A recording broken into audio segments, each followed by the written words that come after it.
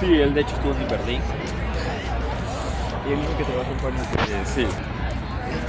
We are here at the Washington Square Park. While we here, we say no to Sharia law. Look at this talented person. Isn't that beautiful? Look, people passing by. At the same time, we say no to Sharia law. Sorry? I say hell no to Sharia law. Islam is an evil religion. Evil religion. You get killed for speaking your mind.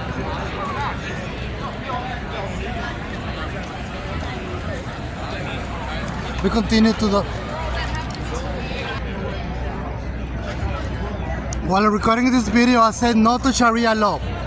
Hell no to Sharia law.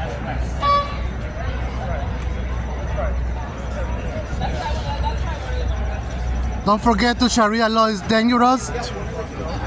It's a dangerous animal. In Sharia law, you speak your mind, you get killed. You are LGBTQ, you get killed. You are atheist, you get killed. Just recently in the news, a Muslim guy want to throw a bomb in a Jewish community. That's because this is written in the Quran, Surah, and the Hadith. Islam is a fucking dangerous religion. So be careful with Islam. Yes. Be careful with Islam. I'm glad that I'm being recorded over there. I'm here, we're going to the event. Look at that. We say hell no to Sharia law. Hell no to Sharia law. In Islam, you speak your mind, you get killed. You're atheist, get killed. You're LGBTQ, get killed. You're Jewish, you get killed. That's how evil Islam is. It's written in the Quran, Surah, and the Hadith. So be careful with Islam. Just recently, a Muslim guy wanted to throw a bomb in a Jewish community. So that's how dangerous Muslim is in Islam. Thank you. Here at the Washington Square Park, I'm admiring the beauty. Look at that, how beautiful.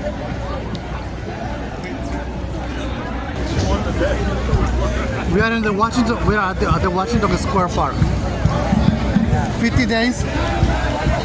But they're not on the same level. 58 days until election day. Yes. We say no to Sharia law. Hell no to Sharia law.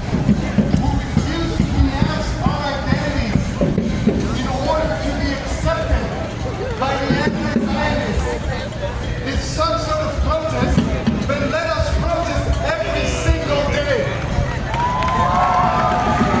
Let us protest peacefully and let us protest not violently, but let us protest. And do not confuse our non-violence for submissiveness. Hi.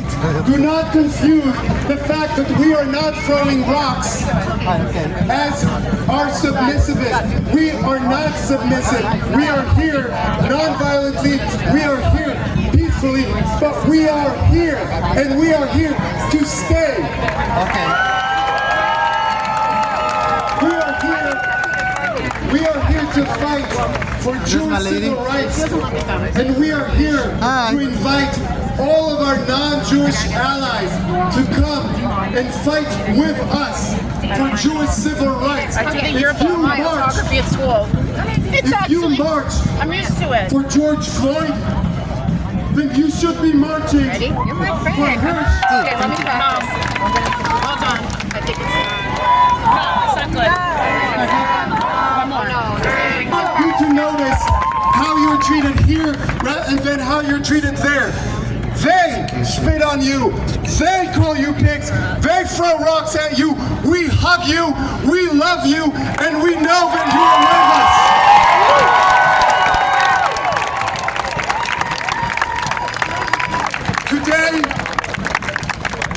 Today is day one. Today is day one of our fight for Jewish civil rights. And every day should be like today. Every day we should bring out this energy. We should come out. We should speak out. Because when it comes to Jewish civil rights, every day is day one. Am Yisrael Chai.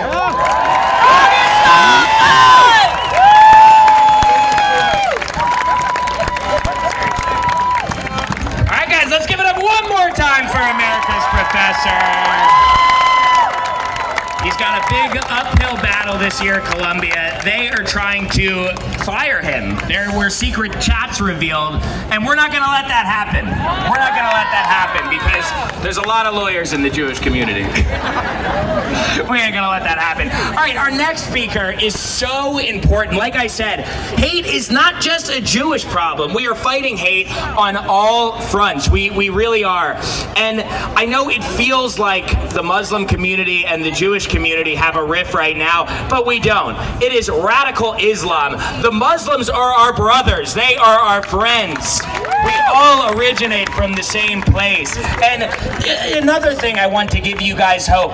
Look at UAE. Look at Saudi Arabia. They have swords in their flag, and now they are Israel's ally. Like, people can change, societies can change.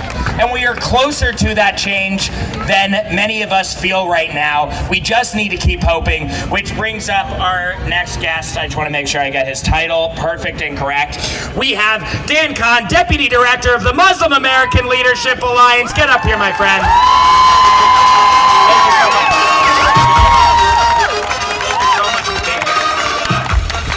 Ooh, hey, I love this music. Come on, everybody, let's go. Yeah, thank you so much for coming out here. Welcome to Open Mic Night at Washington Square Park in the middle of the day. So I'm going to start off with a joke. Why did the terrorist supporter cross the street? Okay, so I didn't write the other half of the joke, but if you come up with anything, let me know. I'm not going to give you credit. Okay. So, going immediately from something funny to something more serious. I'm here as a kind of representative for my organization, MALA, which is the Muslim American Leadership Alliance. I'm not getting paid overtime for this. I usually don't get paid overtime because I get a salary, and I'm not going to complain about how much I make. So, besides that, why am I here? Why am I showing you guys support? Because every single time there's been a civil rights movement, the Jewish people have been behind it. The Jewish people showed up, they showed out, they made sure that their voices were heard. They made sure that the people who are actually disenfranchised, the actual victims of hate, hypocrisy, and everything evil, that those people were heard. And they've done this for as far back as time goes. So you guys inspire hope in me constantly. That's something I've learned about the Jewish people. Like, they inspire hope in me, they inspire hope in so many others. And that's why I wanted to show my support. That's why I'm here. I wanted to show you guys that you're not alone, that I'm here with you, that thank you. You have allies. Don't let social media, don't let the evil that you see on the internet get you down, because like other people on the stage have said, they get supporters who aren't Jewish. They get tons of people and messages online showing their support. It's a scary time right now. We saw that the Pakistani Canadian citizen was arrested for trying to commit a terrorist attack. That's fucking disgusting. Oh, sorry, I cursed. That's disgusting. It's horrible, it's horrendous, and he should be tried to the fullest extent of the law. And I don't know, is Guantanamo still open? I don't know if it is. But these terrorists and terrorist supporters have a place in the world, and it is deeply rooted in hatred. And we have to show them as people who are reasonable, people who are sympathetic and empathetic, that we have hope, that we have a caring and kindness in our hearts, that we demonstrate hope, not hate. That this is what we're here for. This is the message we want to get out there. Don't let the terrorists discourage you from our true mission. It's always about hope, and you guys aren't alone. You'll never be alone. There will always be people by your side. There's UAE, there's Morocco. Morocco absolutely loves you. And Israel is home to many Muslims. Every time someone comes back from Israel, they always tell me, because like, I'm a Muslim and like they're friends with me, they're like, you know how many Muslims I met in Israel that love it, that like absolutely live in peace and harmony with their Jewish brothers and sisters? That's what I want here. Like, Israel is our ally. It's our democratic ally in the Middle East. We need that now more than ever when this insurgency is coming to the States. It's attacking the West. Standing up for Israel isn't just standing up for Jewish people. Standing up for Israel is standing up for America. It's standing up for gay rights, civil rights. It's standing up for everything that's good in the world. And I know that, like, I'm here for just out of the kindness of my heart. I don't want anything in return. But thank you for your support. But I know that the Jewish people, with their kindness and their hope, pay it back tenfold every single time. Every time we need them, it is the Jews who come first. They're the first to show their support, and they don't get enough credit for that. So out of respect for everybody else's time, I'm Dan Khan, my little stand-up set. Zach, take it away, buddy. Before you go, everybody, I want you to look at me and Dan right now. This is the future. Jews and Muslims, hold their hands. This is the future, and we are going to hope this future into fucking existence. Sorry for cursing. Dan, you're amazing. Our next speaker, we got Eden Yadigar. She is the brave student from Columbia who found herself in the middle of one of the most anti-Semitic campuses in the country. And shortly after October 7th, found herself testifying to Congress about what she went through. And that is so important to keep in mind, because we can sit here and hope all we want, but we actually have to get our government to make sure that Jews are protected legally. And so what people like Eden are doing are amazing, and I know her voice helped lead Congress to pass an anti-Zionism is anti-Semitism bill, which has unfortunately and tragically and frustratingly been halted in the Senate. Whatever side you're on, because there are people on both sides of that wanted to pass in the Senate. It should be bipartisan. That bill needs to get passed. Call your representatives, and if you have Chuck Schumer's number, give him a ring. Because that bill should be passed, and people like Eden need to keep speaking up. So let's introduce our next speaker, Eden!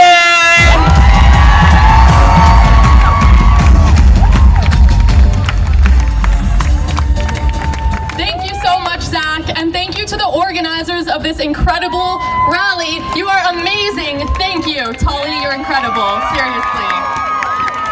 Seriously. And Shai and the entire team, because this is what we need to be doing, demonstrating hope in the face of hate. Like Zach said, my name is Eden Yadigar. I am a proud first-generation American, the proud daughter of Iranian immigrants, and a proud Jew at Columbia University. For the past 11 months, groups of self-defined Westerners advocating for the eradication of Western civilization have been trying by any means necessary to undermine the very values that we hold dear as Americans. At Columbia and at universities across America, the Free Palestine movement has attempted to shut down any and all voices supporting liberalism, civil discourse, and tolerance. Scenes of mobs waving Hamas flags while burning American and Israeli ones to the tune of "Globalize the Intifada" have been seared into my mind and the minds of clear-headed Americans who are appalled by the support for terrorism rampant on our streets and on the campuses that purport to be beacons of liberalism, knowledge, and progress. These festivals of anti-Semitism and anti-Americanism are only the surface layer of what those of us who value life and liberty must take as a blaring warning sign. Because when people tell you who they are, believe them. In the face of an attempt to divide us, driven by the very Islamic Republic of Iran that drove my family out of their home, it is more important than ever to unite to fight against that very hatred and division. Now we are at a crossroads in the fight for the soul of our nation, faced with the question of who we want to be as Americans. What is the America that we want to live in? And who do we want to be? Will we quietly surrender to those masked mobs that are attempting to pit us together? Or will we stand united for the values that define us as Americans and as human beings? I, for one, refuse to live in a world in which viewing our fellow Americans as the enemy is normalized. I refuse to live in a world in which there is a hierarchy of human suffering.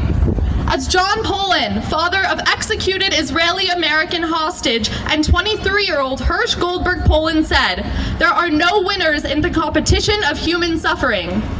So while they demonstrate hate, we will continue to lead with hope. When they burn the American flag, we will raise it even higher. And when they attempt to divide us, we have no choice but to fight for unity. It is for the sake of the Jewish future and for the sake of the soul of America. Thank you, and Am Yisrael Chai.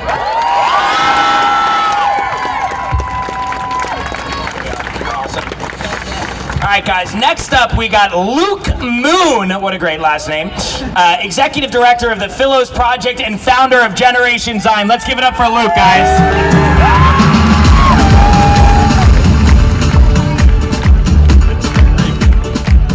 Wow, there's a lot of people here. This is awesome. Thank you all for coming out to this big rally. We don't hate. We are full of hope. I'm a Christian, and I'm an ally of the Jewish people. I believe it so much that I got Jesus is a Zionist on my front right here, because he was, right? So here's the thing. Millions of Christians around the world are standing in friendship and solidarity with the Jewish people. That should give you hope. All the time, I get flack from all kinds of people out there because I stand in friendship and solidarity, and I'm not going to stop. I'm a proud Christian Zionist. We have a duty to stand in hope. We have a duty to stand in hope for the victims of those who lost loved ones, both on October 7th and after. We have a duty to stand in hope for those who are afraid. We have a duty to stand in hope for those who are still held hostage in Gaza. It is our duty to stand in hope and not hate today. I want to tell a story about my dad. My dad lives in Seattle. The dude's like 80.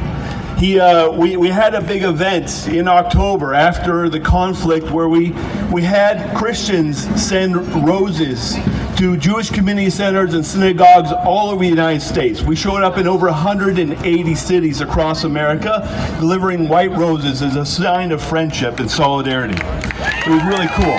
But my dad, he Googled synagogue near him, and he turned up at the local Chabad. And he goes and knocks on the door, and the lady opens, and he says, I'm a Christian, we stand in friendship with you guys, and the lady burst into tears. Well, my dad being a softie, he burst into tears too. Right?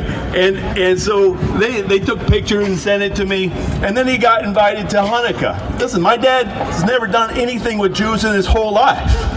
He got invited to the Hanukkah lighting, then he got invited to a Shabbat dinner, and then my dad, his church heard that the Jews in the Seattle area were taking their mezuzahs off the doors because they were afraid. So my dad's church bought 300 mezuzahs, and they passed them out. And all the Christians of Seattle put mezuzahs on their doors as a sign of friendship and solidarity. That is the kind of thing that is happening all over America. You might not hear about it because it's not done publicly. It's done because people actually care with their actually hearts. They're not doing it for a social media post. They're not doing it to brag. They're doing it because they actually stand in friendship and solidarity with the Jewish people, and I do too. So today, we stand with hope, not hate, because we live in America and this is a great country. But you guys, all the prophets say, in the end of time, all things will be restored. The Jews are at the end of the story, and so I'm sticking with you guys. Let's give it up for Jesus! Jesus was a Jew, and this alliance of the Jews and Christians is so important right now. I'm telling you, I get flooded with DMs from Christians all around the world who stand with us and know how important that relationship is. So let's just give a big round of applause for the Christians who support us all around the world. We could learn a thing or two of them. While we have a 2-year wait list, they just do a bubble bath. Probably smarter strategy, a little quicker, gets to the point. But all right, guys, next I have a good friend coming up. He is an amazing Jewish multicultural advocate. Let's give it up for Abraham Habra!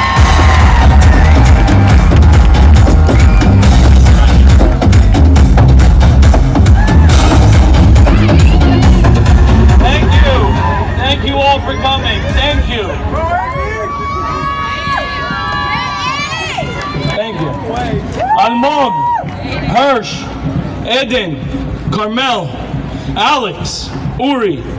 The names of our brothers and sisters who were taken hostage and executed in cold blood at the hands of barbaric terrorists. Although they have left this world, they will live forever within us. They will never perish. To you, the hostage, to Almog, Hirsch, and Carmel, Alex, and Uri, you will be symbolized by these 6 words, to me at least. Unity, hope, love, truth, resolve, and honesty. Each of these not only describing the wonderful people you were, but also describing the task at hand, the weapons needed in this fight against Jew hatred. Now let me be clear, we are fighting a war on 2 fronts. In Israel, they are fighting on the front lines against a violent, brutal, barbaric, subhuman terrorist organizations, birthed out of the same violent ideology that has terrorized Jews and the world at large. The same ideology that led to September 11th, 2001. But today here we stand, 23 years later, fighting against vile Jew hatred that is stemming from the same rotten ideology that resulted in 9/11. Today, many around the world have forgotten what happened in 9/11, forgotten that evil, forgotten the phrase that we do not negotiate with terrorists and how we got to that phrase. We have been seeing people take to college campuses, terrorizing our students, take to our streets, celebrating our death.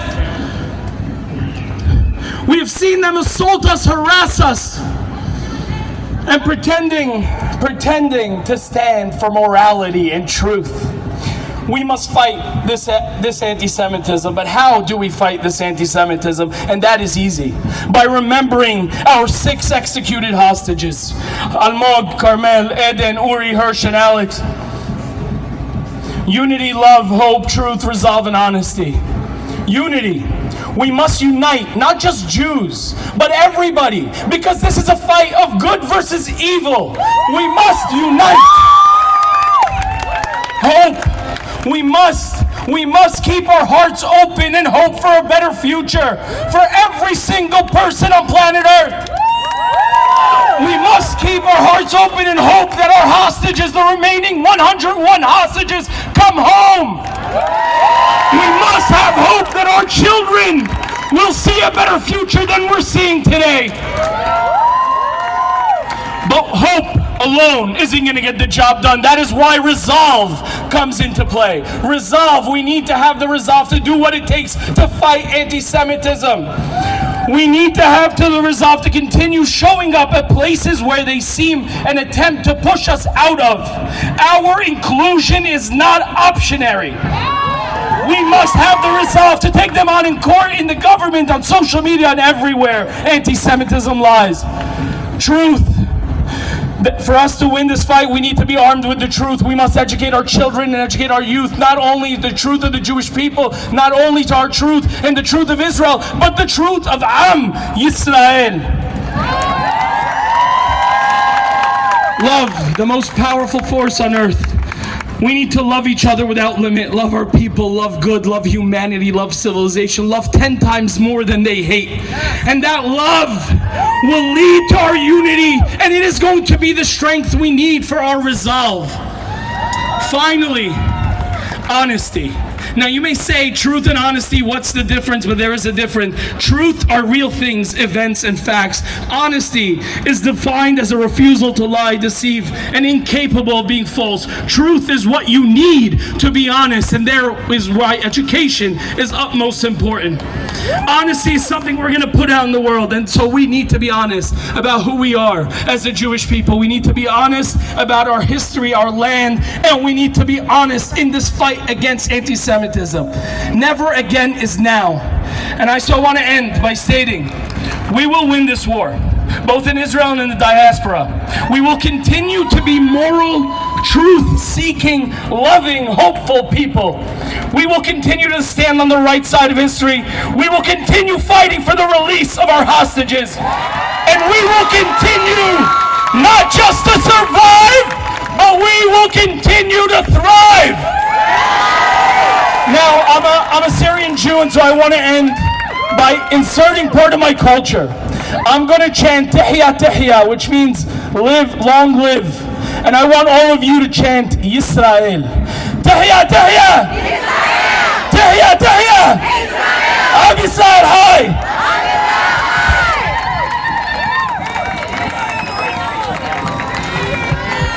Let's give it up for the Syrian Jews!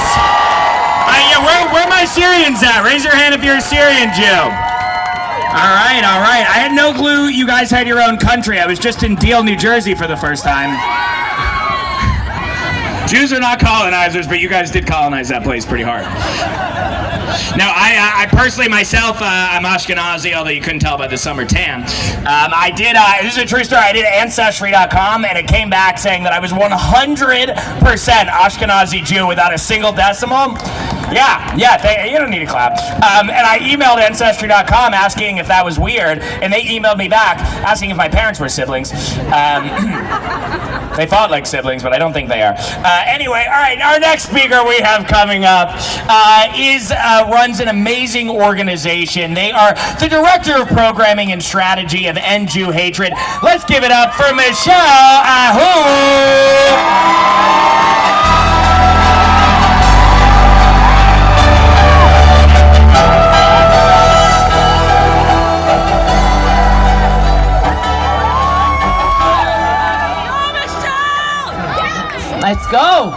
Let's go, everybody. Hello, all. And I'm truly flabbergasted in the best way possible at this crowd. Give yourselves a round of applause, first of all. And everybody, the most important thing to know today, that this crowd today is filled with activists. Jewish civil rights activists. Every single one of you. Everybody, this is a defining moment, a defining time in history. This is a time when our American values and our democracy are getting challenged day in and day out. We've all seen what's been going on for months now. Everyone, exactly 11 months ago today, on October 8th, as we arranged and showed up strong for a unity rally outside the UN to stand in solidarity against the horrific terrorism that had occurred just 24 hours before. I was getting calls in real time from the Commissioner of International Affairs, in real time, warning me that a hateful mob was making their way over from Times Square and that we should speed things up because he was concerned about the violence that might ensue. Just think about it. As we were mourning and calling out terrorism, they were celebrating and calling for our destruction. Really, boo! And everybody, seemingly Nearly daily, we see mobs of pro-Hamas, anti-Western masked thugs burning American flags and waving terrorist flags. We've heard the hate speech spewing. We've seen the defiant criminal behavior and lawlessness thrive, and we cannot and will not take it anymore. So we're here today to rally for unity. We're here today to rally for hope, to bring our hostages home, and to rally for freedom. Really, for our Jewish civil rights. Bring them home! Bring them home! Bring them home! Bring them home! Bring them home! Bring them home! Amen. And we're here to, really, I'm here now to say this is all about rallying for freedom, for our Jewish civil rights, our minority rights, and Jews, non-Jews, everyone that embraces democracy and obeys the law. We're here to act, and all of you out in this crowd are activists. So whether you're Jewish or not, please know this. Just as we Jews have walked alongside every single minority rights movement, this is our time for everyone to walk alongside us. So thank you. Really, this is our time, everyone. Thank you to our non-Jewish allies here today. We see you and we thank you. We're here today demonstrating hope, not hate, and it's such an important step in this joint fight. Now, everyone, whether you attend our End Jew Hatred rallies with our amazing partner orgs, Tali and Shai, what you've assembled here today is truly incredible, and whether, really amazing. And whether you rally behind the scenes or an active member in our WhatsApp action items group, everybody, if you're not, look at these blue posters that you're all holding. Some of them saying Jewish rights are civil rights. Some of them saying terrorism is not activism. Embrace the mottos, but please scan the QR codes on the back and join our action items group. You're going to see it's a few minutes a day and you're going to help move the needle on Jew hatred. Activism at its finest. We're making it, yes, we are making it socially unacceptable to be a Jew hater, just as it's socially unacceptable to hate on any minority. And that's it. We're here, everybody here is the what next. You're all the what next. What next when a Jew hater is identified? We work to deplatform them and demand consequences for their actions. What next when an ally stands up to hate? We get to work to thank them and build strong, lasting alliances. What next when a college campus is out of control? Campus fellows step up, campus parent leaders work together, and we work with Congress to hold administration accountable.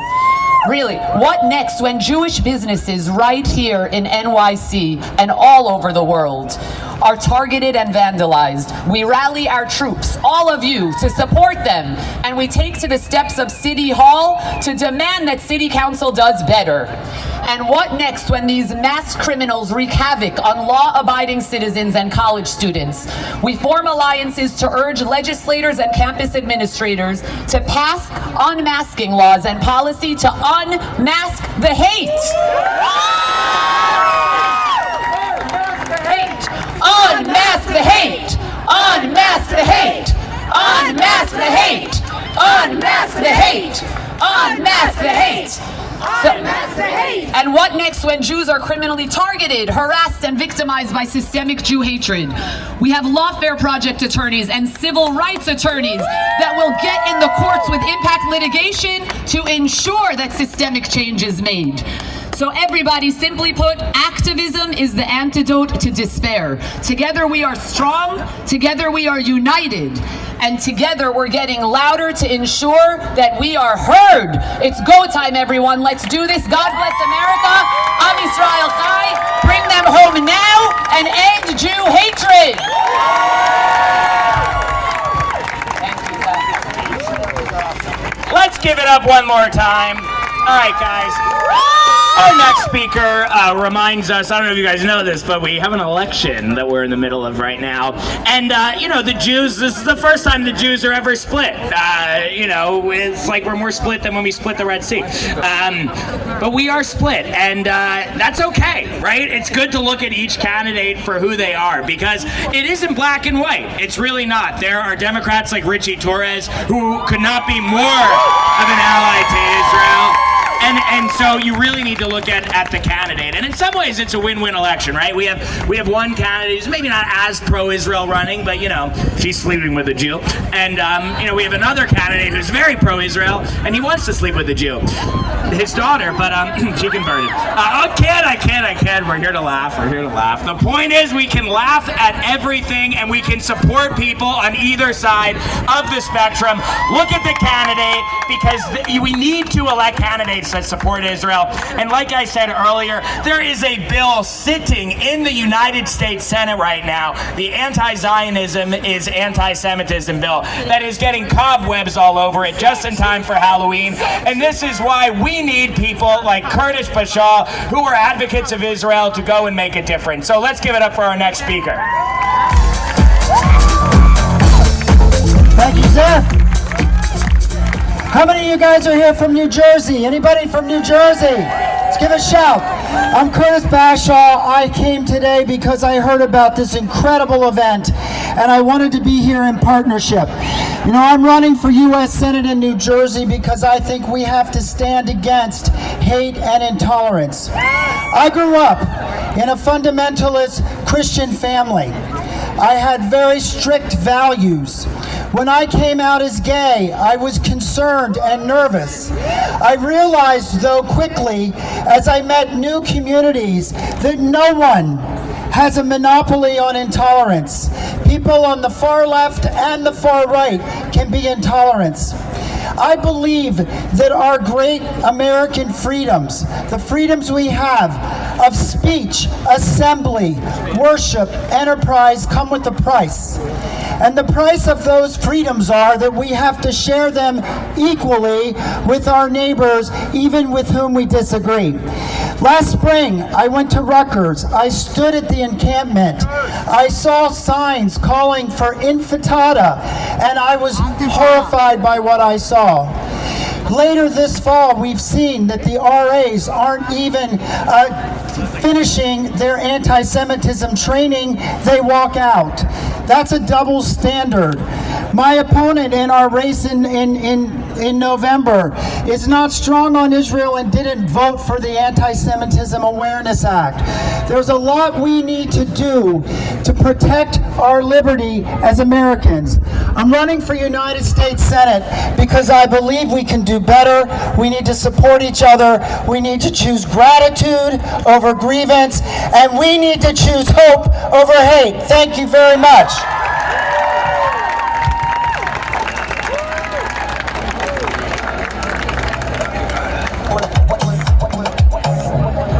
All right, guys, our next speaker we have coming up is Gerard, I think I'm saying this right, Filitini. That sounds Italian. All right, and they are the senior counselor at the Lawfare Project. Like I said, changing the law is changing the legacy of the Jewish people. So let's give it up for the law.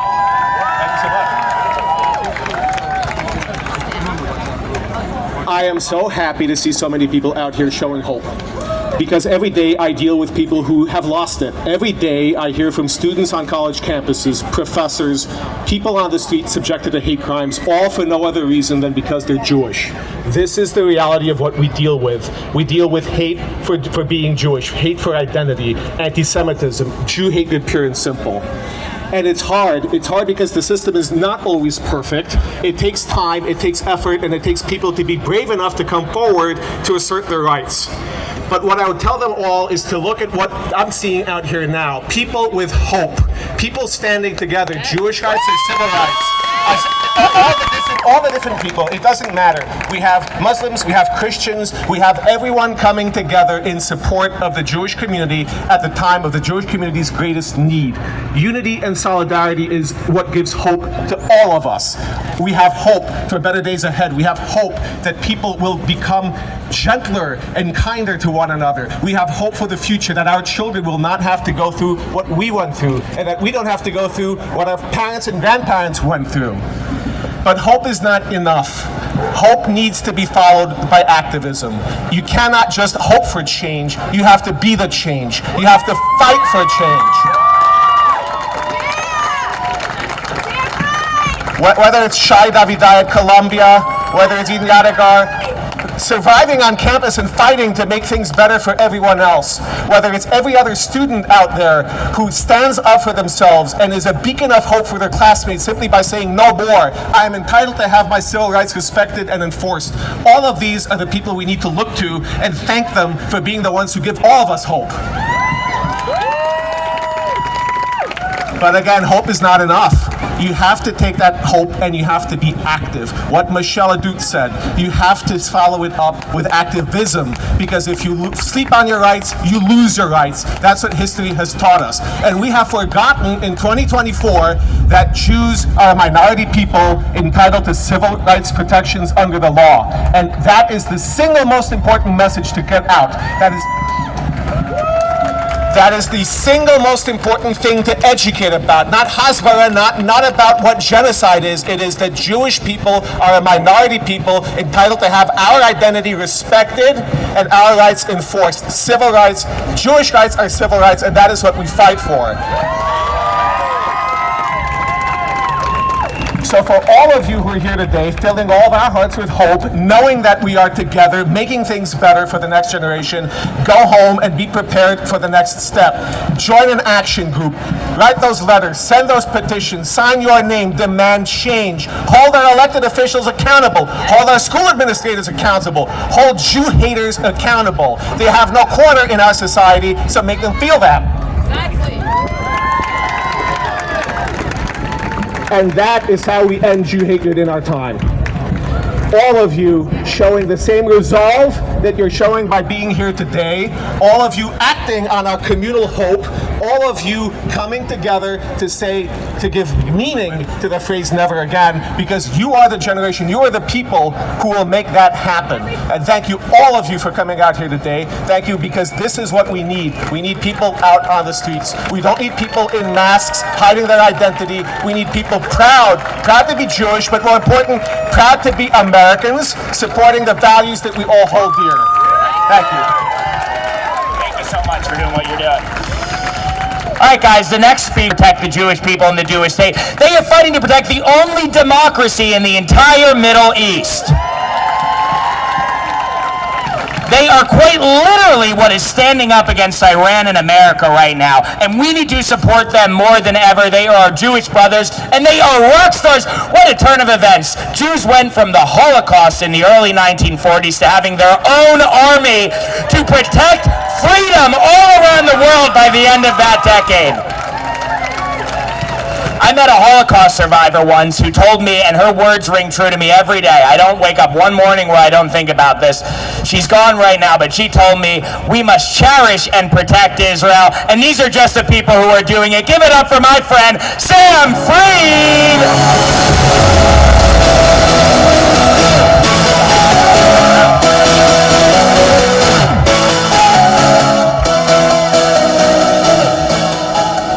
Great song choice, honestly. For those who don't know who I am, my name is Sam Freed. I'm a first sergeant IDF paratrooper. I spent 2 months. Thank you. I spent 2 months in Gaza fighting on the front lines against Hamas during this war. And afterwards, I came back and began my Israel advocacy journey around the country, speaking at universities, at encampments, having debates with people in Washington Square Park right here. But something came abundantly clear to me after coming back and throughout the entire war. Americans and our allies and Jews, we think we're only fighting on 2 wars right now, 2 fronts. The physical battlefield, obviously, and the ideological battlefield. But there's another battlefield that we aren't talking enough about. And to me, that's what today is about. It's the battlefield of hope. It's extremely difficult in the world today to feel like we can have hope. People, they don't care about truth. People lie about us. They slander us. They say that we're baby killers. They say we're genocidal monsters. They fight us in the street. They knock us out. We have Joey Borgen here who literally got hit and put in the hospital because he's a Jew, wearing a kippah on his head. I love you too, Joey. My point is that it's very difficult in today's world to have hope. But we have to understand that we, as the Jewish people, we have this thing called the Hatikvah, right? Which literally means the hope. And the Hatikvah is not just a song, it's not just our anthem, but it's a call to action. We, each and every single person here, has to be the hope. It's not just a song that we could sing with tears in our eyes. The Hatikvah is our call to action to be the hope that we want to see in the world. And it's not an easy thing to do. It seems like we could just be passive, that standing up is enough. It's not enough. We have to do things. We have to lobby. We have to show up like every single person here is today. We have to go to protests. We have to educate ourselves. We have to demand that Jew hatred is not allowed in our country. That we will not tolerate hate against our people any longer. We will not go like sheep to the slaughter like 6 million of us did in the past. It's extremely important for you guys to also understand that we are not just doing this for Jews, nor Americans, nor democracy, nor Israel, nor the IDF soldiers. We are doing this for the people who did not fight. For the people, our people, who could not fight throughout history. Who had to walk like sheep to the slaughter because they didn't have another option. We will not allow that to happen again.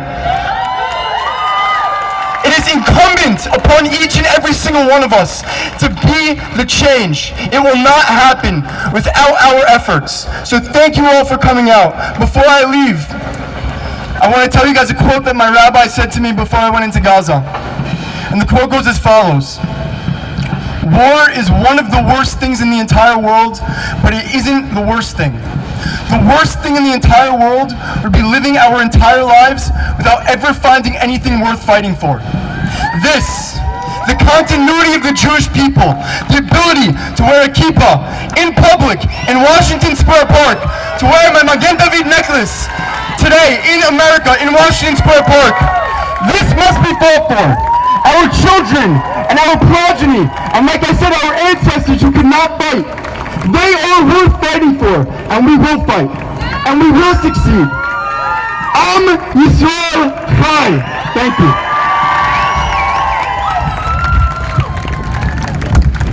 Appreciate you. All right, guys, let's keep up the momentum. Let's give it up for Sam Fried and the entire IDF.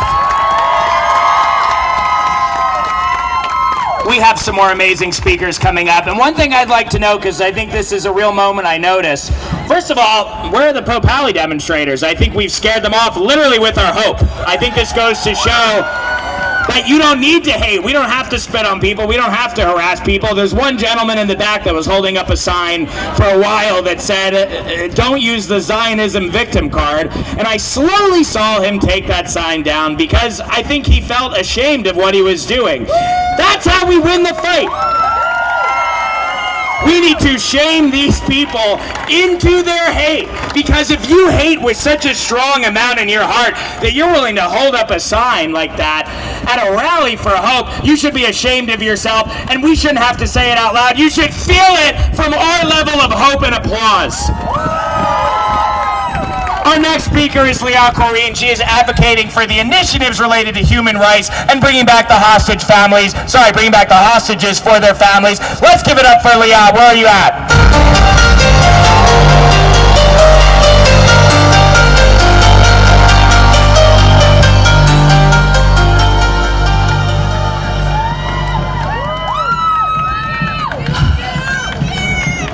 Hi, everyone. Everyone had really inspiring and hopeful speeches, and I have hope too, but mine is a bit more solemn and serious as the circumstances of why I'm here differ a bit. We stand together now after witnessing 338 days of unimaginable darkness, a tragedy that shook our souls on October 7th and every day since. The massacre that unfolded left behind scars, grief, and an overwhelming weight of sorrow. It has been and is a time of mourning, a time of grief, and it is a time of tears. But even as we mourn, we must remember who we are and the deep, unbreakable roots of our people. Throughout history, our people have faced trial after trial, persecution after persecution, and yet here we stand. This is not just by chance, and this is not just by fortune. It is because we are sustained by an eternal source of hope, tikva, that has carried us through the ages and through every storm. Our story is one of survival, but more than that, it is a story of renewal, of faith, and of believing in a tomorrow where peace and life itself prevail over the forces of evil. The massacre of October 7th was an assault not just on our lives and of the lives of our brothers and sisters, but on the spirit of this hope. Our enemies wished to destroy us. More than just our bodies, they wished to destroy our hearts. But they do not understand the depth of the Jewish soul. They do not understand that our hope is something that can never be taken from us. Hope is what brought our ancestors back to the land of Israel after 2,000 years of exile. Hope is what led us to build, to plant, to create, to innovate, and to thrive in the face of adversity. And hope is what guided us through the sorrow of the past 11 months. In the face of devastation, hope is not the easy path. It demands courage. It demands faith. It demands that we look into the abyss of our pain and still choose the light that lies ahead of us. This is our sacred duty now, to hold on to hope and to preserve it, to spread it. Not only for ourselves, for our children and for the generations that follow. When the world's moral compass is broken, we will remind them of their way back, because we are the light unto the nations, and we will light the way back. We are the people that embody hope. We are always pushing forward, and we will always lead with that hope, and it is evident with our anthem and our actions. We are the people whose DNA encodes turning pain into purpose. And we see the hope through the streets of Israel and through the streets of the world. Those who demand that our hope be restored with the return of our brothers and sisters. 101 of our people will recite the Sabbath prayers to bring hope and to dispel darkness. And we refuse to abandon our hope, and we fight for their return. Bring them home in Am Yisrael Chai. Bring them home. Bring them home. Bring them home. Bring them home. Bring them home. Wow, guys. Let's keep it going. On topic of the hostages, our next speaker, Stephanie Ben Shimol, an advocate for the hostages, a teacher, and a behavioral therapist for disabled children. I have a disabled brother. These people are seriously heroes that should be celebrated, whether they're Jewish, whether they're helping anyone. These are the true heroes of the world. Let's give it up.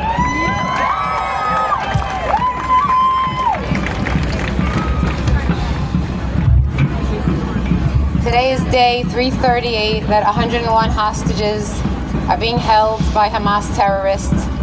I'll introduce myself. First speech, I'm sorry. My name is Stephanie Netta Ben Shimol. I am the granddaughter of a Holocaust survivor. I am Ashkenaz and Moroccan. I live in Brooklyn, New York.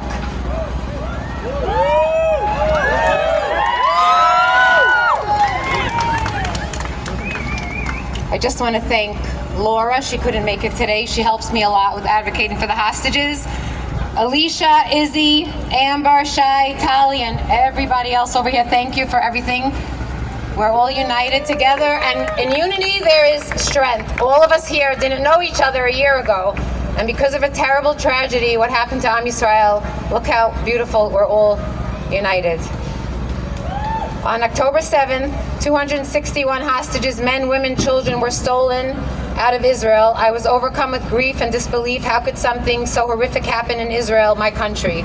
And yet the world seemed to ignore it. The pain of innocent people stolen, kidnapped, was not just in the act itself, but in the deafening silence that followed. The lives of these hostages, of our brothers and sisters, were diminished, ignored, buried beneath headlines and distractions. But I refused to let their names and faces be forgotten. I knew I couldn't sit by. Every day I made it my mission to ensure that every hostage, every neshama, every soul, Jewish, Christian, Muslim, Buddha, whatever religion they are, should be on the forefront on everyone's mind. I started hanging up posters, a total of 20,000 posters. And then I realized they were being ripped down, burned, and stabbed. So then I started to put Vaseline on them, and that went worldwide. People were messaging me to deter the people that were ripping them down, innocent people. Every neshama, every soul is important and must come home. I am no longer just a woman grieving. I am devoted to keeping the truth alive. I wear my heritage, my love for Israel, and my determination to see the hostages freed on my body every single day. I pray for our dear IDF that they will be safe. I refuse to let the world deny them. Every soul, every neshama is important and must come home. I refuse to deny their suffering. This isn't about politics. This isn't about sides. This is about human life, about dignity, and about ensuring that we do not look away. Because looking away means erasing their existence, and I will not let that happen. I will preserve and protect them until everyone comes home. You are all my brothers. You are all my sisters. Every child is my child. It is my hope that drives me to be of service to the hostages and their families every day. Hope that they will stay strong and survive, and hope that the IDF will rescue them. Release the hostages. Give us back our people. Let my people go. Please repeat after me. Oseh shalom b'momav, hu yaseh shalom aleinu, ve'al kol Yisrael, ve'imru, amen. Peace to all of Israel, all the people of goodwill. May all of us see redemption and salvation speedily in our day. Let us all say amen. Am Yisrael Chai.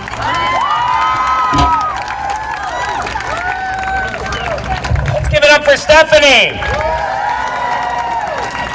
And all the Holocaust survivors that are still living. It's insane to be living in this moment while they are still alive. Many of them are still alive. So let's just keep those guys in our hearts as well too. And I think we're lucky to have Holocaust survivors at a moment like this, because we all know that Jews have gone through the biggest genocide in human history. We have, and they are a reminder that we cannot let anything like that ever happen again. So thank you so much for sharing what you just shared. We have to make sure that no one rips down our posters. The only posters you can rip down are Taylor Swift's. I'm kidding. The Swifties are going to charge me. Okay, but we have another amazing speaker. Her name is very hard to pronounce. Hold on. Vivace Max Victor. You know her. She is loud and proud and has probably broken your eardrums on social media, and we love her. Let's give it up for Vivace. You're the best. Thank you so much. Here.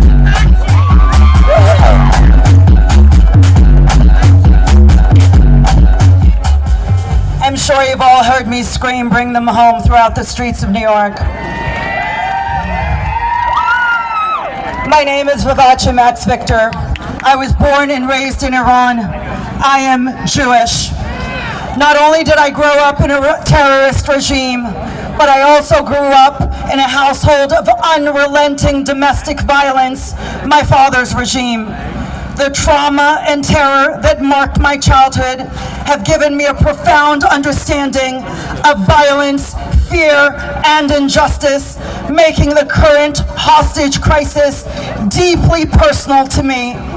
In 1979, Iranian militants stormed the U.S. Embassy in Iran, and they took 52 Americans hostage for 444 days.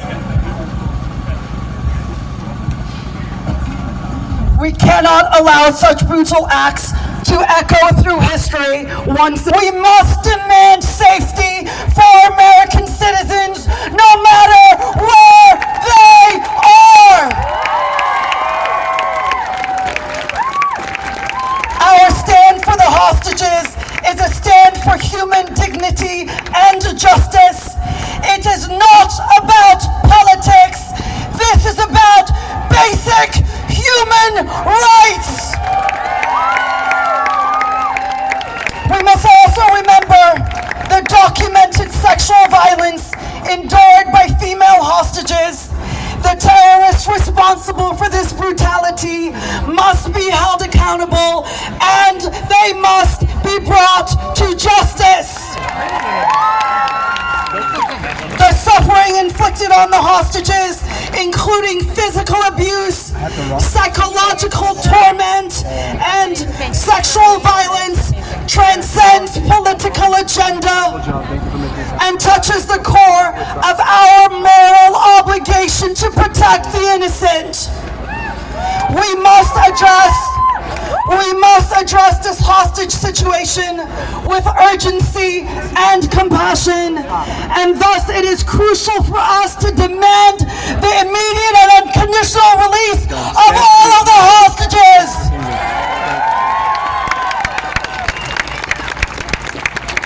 We call upon all world leaders and all celebrities to hold the terrorists accountable.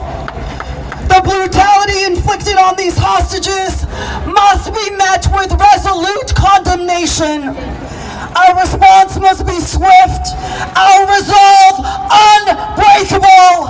We will not rest until justice prevails. Can I have that flag, please? I know, thank you for picking it up. Silence in the face of our hostages' suffering is a betrayal of our humanity. Let's break the silence with a roar for justice. Please join me in voicing your support for the hostages. Please shout these 6 words from the depths of your existence so our brothers and sisters in Gaza can hear us. We love you. Stay strong. Survive. We love you. Stay strong. Survive. We love you. Stay strong. Survive. We love you. Stay strong. Survive. We love you. Stay strong. Survive. I'm Israel Chaim. God bless America. That was amazing. I don't know if you needed a microphone, but that was really great. We love you. Our next speaker is another really good friend of mine. She is a Mexican Jew, which I'm assuming means she stuffs her burritos with gefilte fish. Give it up for my good friend, Adela!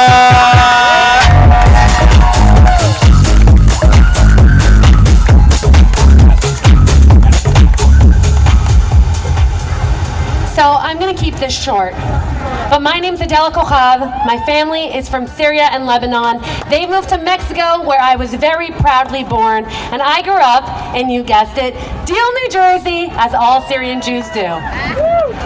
Now, I also went to New York University, which we happen to be in the graces of. And when I was a student, I saw anti-Semitic attack after anti-Semitic attack. And I wasn't going to speak today, but I'm standing here in Washington Square Park, and I want to tell you what happened when I was here as a mere 20-year-old.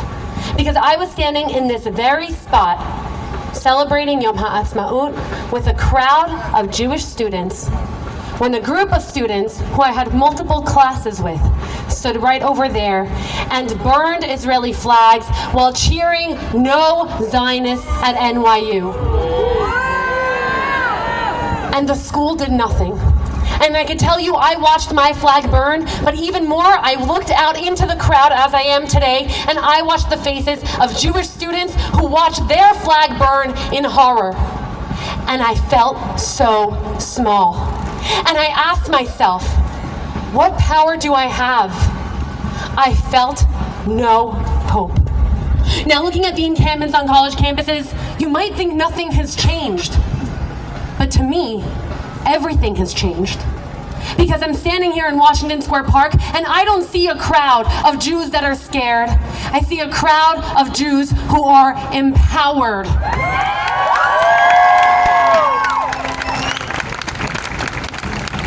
Now, we're not the Jews of the past who get stepped on and apologize for our foot being there in the first place. We're the Jews of today, and the Jews of today have rights and the language of rights. But most importantly, we have the state of Israel. Israel's not a plan B. Israel doesn't mean that when it gets scary, we run.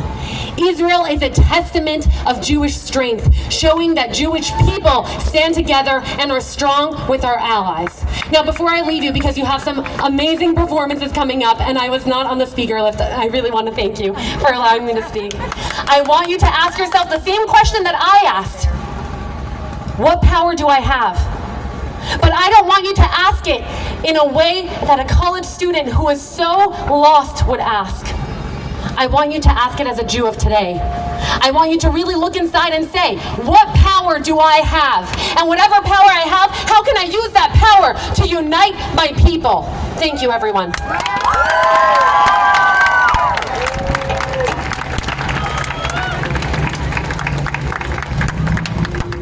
Amazing. Let's give it up not only for Adela, but all the amazing Jewish women we have today. So many amazing, beautiful Jewish women here. I feel like I'm at a mikvah. And no, but seriously, guys, we're about to go into our musical act. For all those who have been filming this, seriously, please tag me. I want to repost everything you guys are doing with the world so that they can not only see this, but like Shai said, let's give them some FOMO for not being here themselves. My handle's @Zach.Sage. Seriously, please tag me. Really want to share all this stuff and all the pictures and video you guys have taken. And let's give it up for our musical performance, Nefesh Mountain!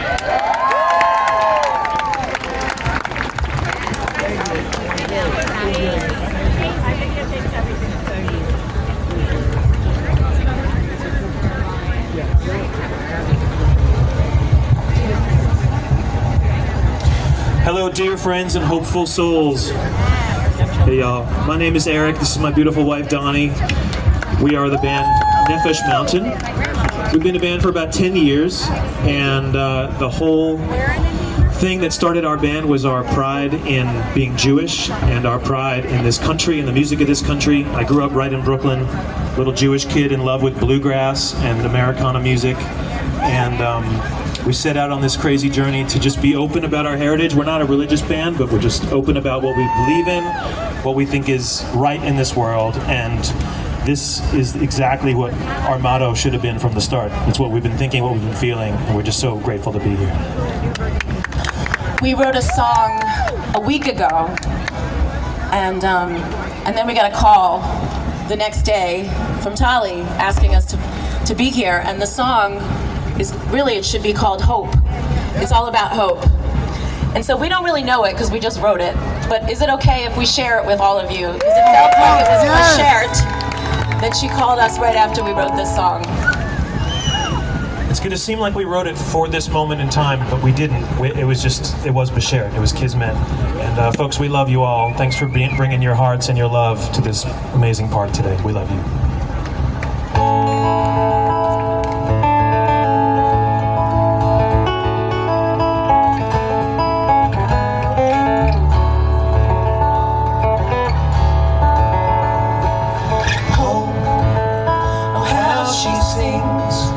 She'll make you feel like a child with the world tied to a string. And hope, oh how she cries when we forget to place our bets on love instead of lies. Hope, oh how she runs like a horse inside our hearts. She rides for everyone. And hope, how she falls when we widen the divide. There's more bricks up on the wall. We are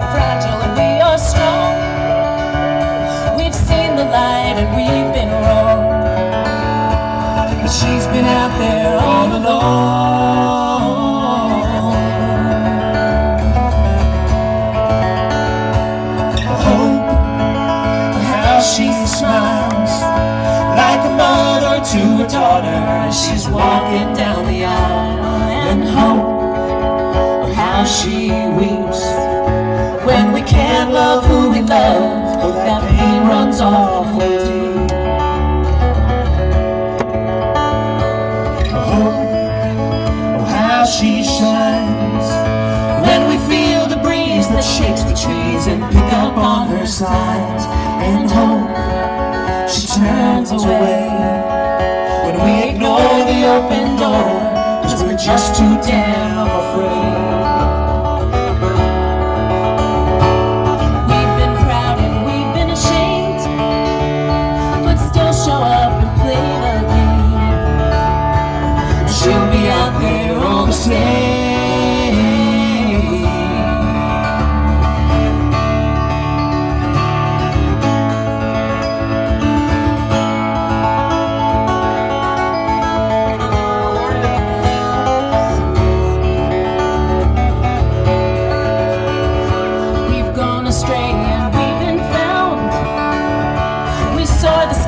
And hit the ground.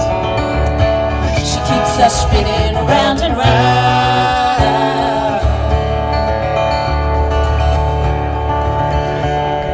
Hope, how she thrives when we break the chains and go against the grain to save a single life.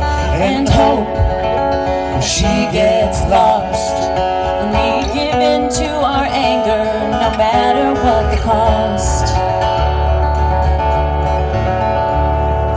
Hope, how she sings, she'll make you feel like a child with the world tied to a string.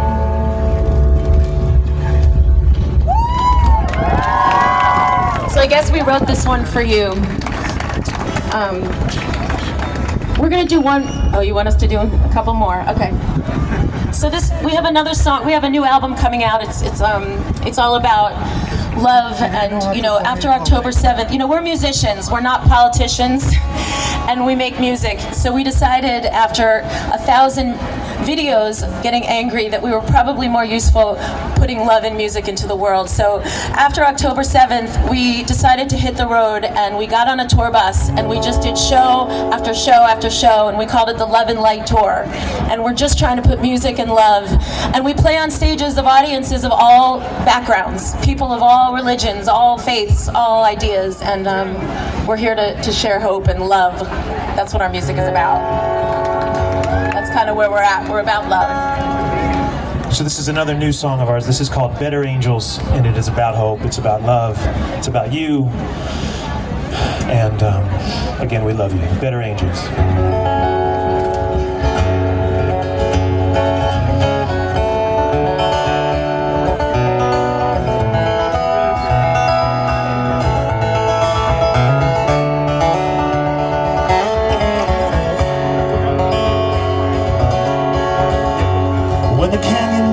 Riding high, and the wooded whispers begin, when the levees break along with the tide, and the only path is sin.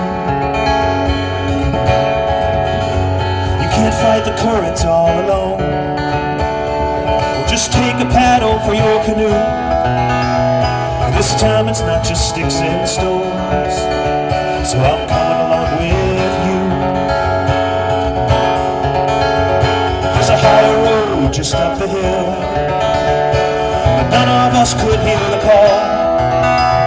It's not a siren song or fire drill, it's a warning for us all. We're only strangers who get to be friends. We'll be in pain till we can make amends. These stubborn stains will come out in the end. Oh, better angels, unite us all again.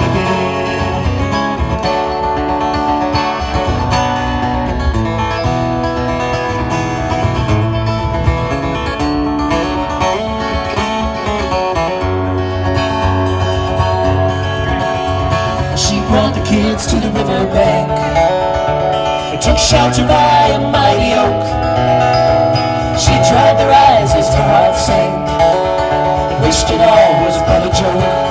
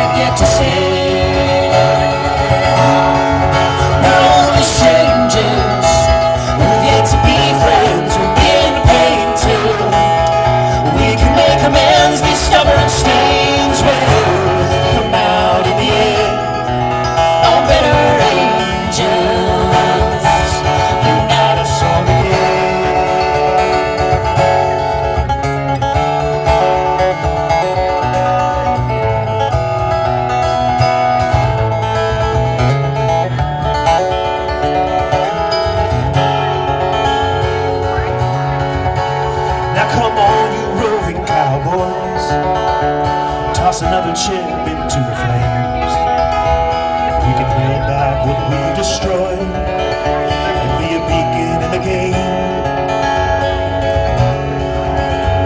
We can learn to see in each other's eyes and breathe without bated breath. Must we all choose our own disguise between Lincoln and Macbeth? We can feed the lion and the dove, be messengers from the mountaintop. But if it doesn't start with love, who knows when it all stops? We're only strangers who've yet to be friends. We'll be in pain till we can make amends. These stubborn stains will come out in the end. Oh, better angels unite us all again.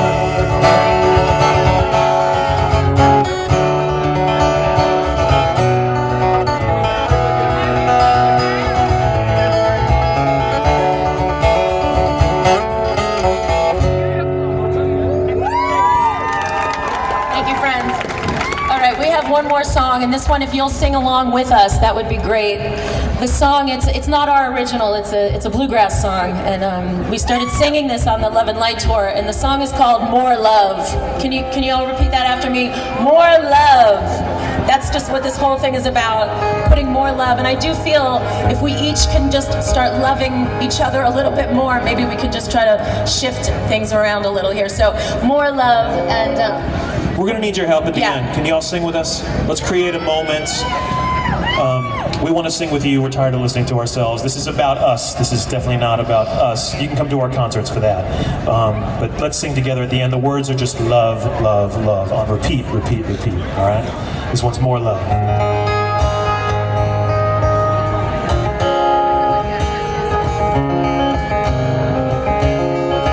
we combat radical hate with radical love. That's what we do.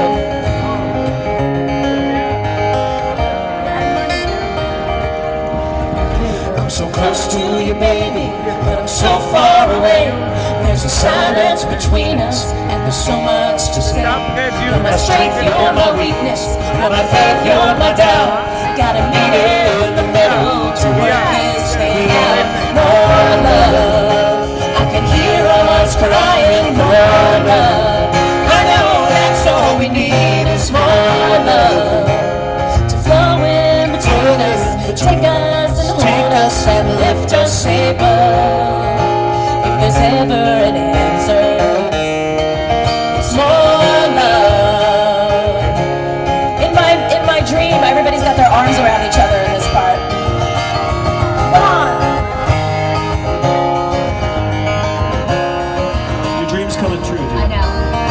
We're afraid to be idle, so we fill up the days, running on the treadmill and slaving away till there's no time for talking that trouble in mind, and the doors are all closed between your heart and mine. More love, sing it with us. I can hear our hearts crying. More love, I know that's all we need is more love to flow in between us, take us and hold us and lift us above. If there's ever an answer, here it is.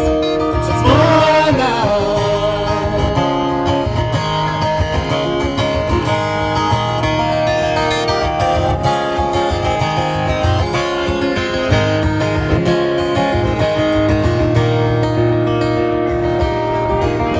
Just look out around you, people fighting their wars. They think they'll be happy if they settle the score. Let's lay down our weapons to hold us apart. Still for just a minute, try to open our hearts. More love, I can hear our hearts crying. More love, I know that's all we need is more love to flow in between us, take us, hold us and lift us above. If there's ever an answer, if there's ever an answer, it's more love. So now we're gonna all come together because, you know, we go on stages all over the world and we're the Jewish ones. We're representing the Jewish ones. And so we're like these hippies trying to put love out. Can you do this with us? Can you sing love, love, love just with all of your ruach? Come on, let's just go for it. It's radical. Love, love, love, love, love, love, love, love, love. Just like that, come on. Love, love, love, love, love, love, love, love, love. So simple. Come on.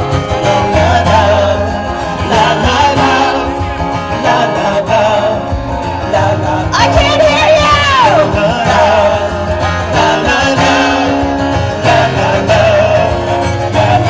New York City, we're good here.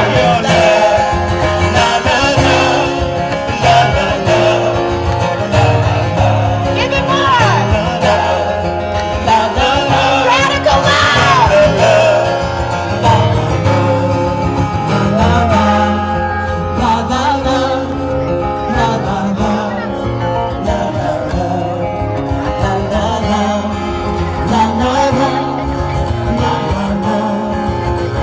One more time, it's just you here going.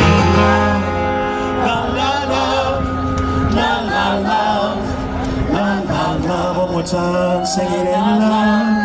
La la la, la la la, la la. Now give somebody a hug, because they need it! Everybody needs it right now! We're all hurting! More love! You guys are the best. Let's give it up one more time for our amazing musical act. Well, it feels like Woodstock up in here, am I right? The vibes, the music, the constant smell of weed in Washington Square Park. All right, guys, we have some amazing speakers and are going to close this out. Let's see who they are. All right, our next speaker is Jesse Rojo, director of the Philos Latino and the Philos Project. Let's give it up. Let's keep the energy coming. And we have so much more love and hope to share. Let's go New York! I'm a native New Yorker, so I always wanted to say that. I'm a boy from the Heights, grew up in the Heights, and today known as Little Dominican Republic, but before that it was known as Frankfurt on the Hudson, referring to the Jewish refugees who migrated there due to the world wars and the pogroms happening in Europe. So the Jewish people were the first people to receive the Dominicans that came to Washington Heights. And I remember vividly how we came together to clean up our streets, to support each other, because the Jewish people, they saw themselves in the shoes of the Dominicans who were coming, looking for a better future, for a better hope. So for me to be working at the Philos Project, working at an organization that's dedicated with the Latino community in a mission to promote a world of individuals empowered by Christian and Latino heritage, to stand united in friendship with the Jewish people, and to use our actions and our influence to uphold Israel's right to exist, and to champion our shared Judeo-Christian values. As I reflect on my recent trip to Israel this past July, alongside Hispanic leaders from across the United States, I'm reminded of the power of resilience and hope. I stood just a few kilometers away from the Gaza border, in the very place where the Nova Festival and the kibbutz near Oz had been attacked on October 7th. All around me I saw destruction, painful reminders of the violence that had taken place.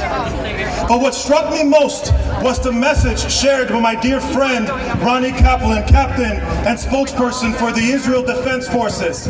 Yes, October 7th was a dark day, he said, but the Jewish people have endured for 4,000 years.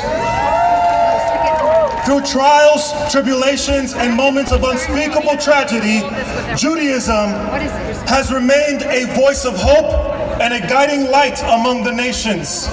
And today, even when faced with unimaginable hatred and violence around the world, that voice of hope persists. And I say to Ronnie and to all our Jewish friends, that voice will persist with even more impetus today as Christians and Latinos stand as enduring friends of the Jewish people. While others may lift up voices of hate and destruction, we are called to be a voice of love, a voice of hope. And I will end with one of my favorite verses in the New Testament, written by one of my favorite Jewish thinkers. Romans chapter 12, verse 21 says, "Do not be overcome by evil, but overcome evil with good." And I hold onto these words as both a promise and a calling. They remind me that though evil may stand before us, we are not to be overcome by it. Instead, we are called to overcome evil with the power of good and to stand firm in love, in our faith and in our hope. And this is not just an ideal, but a mission, a way forward in a world often filled with darkness. So let us stand together to overcome evil with the power of good and be the voices of hope that this world so desperately needs. Am Israel Chai. So much, man. Appreciate that. Let's give it up one more time, guys. All right, our next speaker, Darnell Dominic Lipford, is a protest photographer. God bless him. It is not always the most fun to get in there and get that photo, but damn it, do we need it. So let's give it up for Darnell, guys.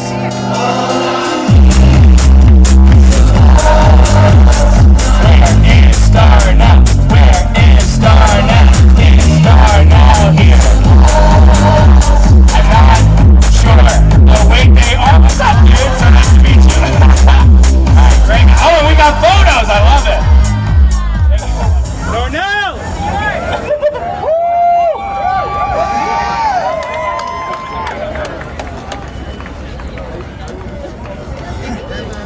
Thank you for having me. Thank you.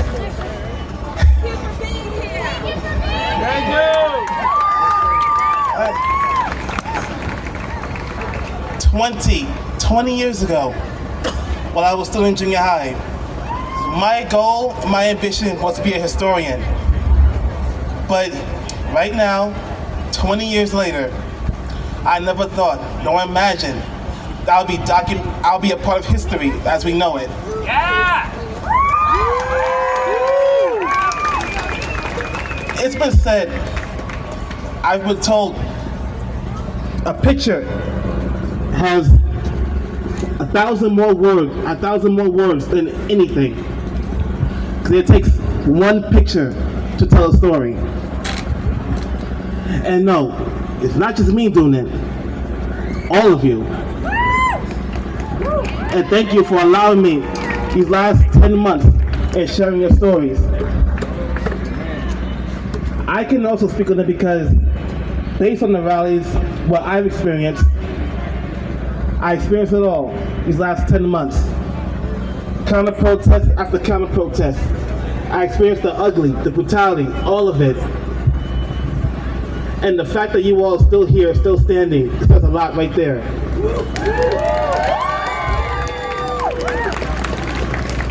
And I know what it's like. To be under attack by the world, because I, as an African American and a Christian, I know too well. Because the one thing for sure though, Jews and blacks are no different.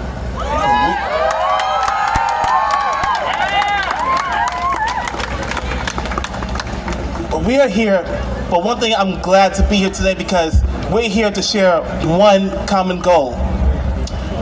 Demonstrate hope and not hate.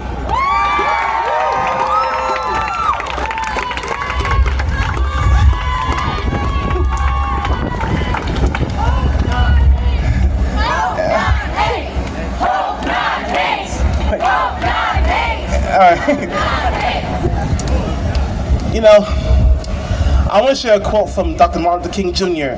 He said, "Injustice anywhere is a threat to justice everywhere." And the fact that it has become okay to target, dehumanize Jews throughout this whole conflict, that says a lot right there. And if he were here right now, if he was still alive right now, we all know how he would react.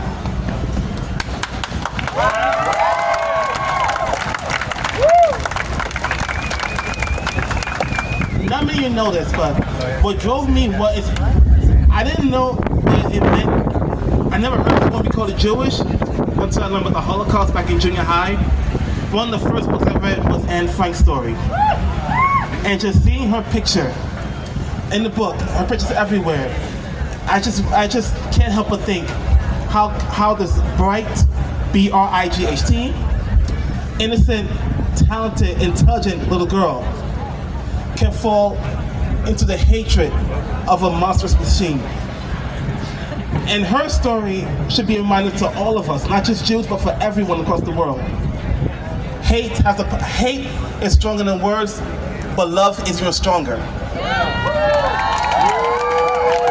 And at the end of the day, seeing everyone of different backgrounds, whether you're Democrat, Republican, Black, white, Asian, Hispanic, Muslim, Jewish, LGBT, the whole diaspora, at the end of the day, we are all in this together, all of us. Because at the end of the day, it shouldn't be a controversy, to also say bring them home. We all should want them home. Bring them home! Bring them home! Bring them home! Bring them home!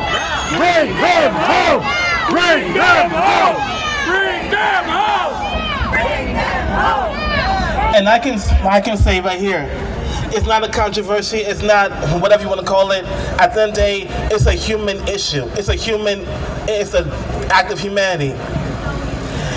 Because if this could happen in Israel, I guarantee you this can happen anywhere else.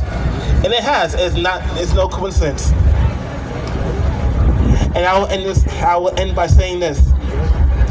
It's not a controversy because at the end of the day, all our lives depend on it. And all of us deserve a free hate world, regardless of religion, race, ethnicity, sexual gender, whatever you want to call it. We all deserve equality.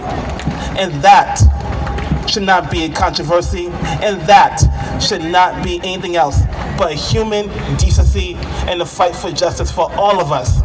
Thank you.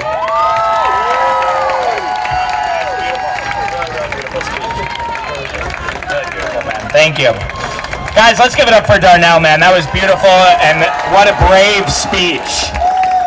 I love his emphasis on Black and Jewish unity because we fought together during the Civil Rights Movement, and we should promote fighting together again in this new one.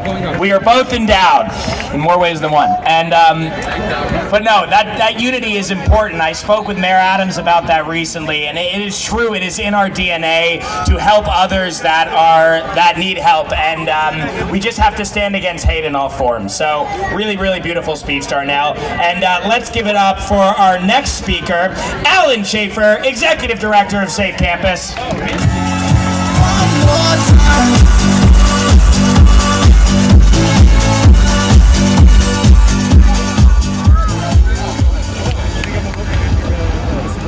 How's everybody doing?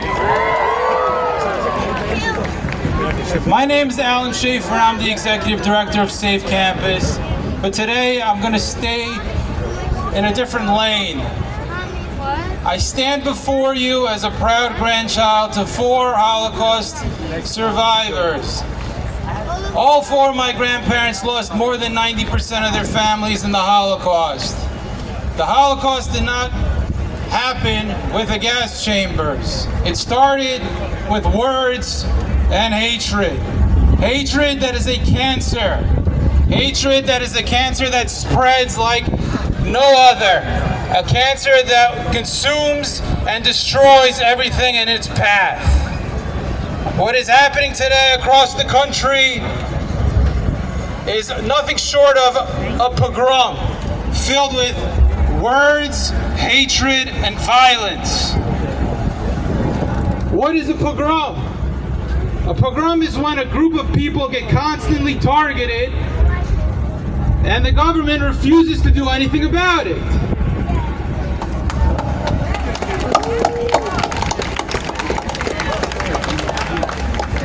These last 11 months, we have seen a tsunami of anti-Semitism.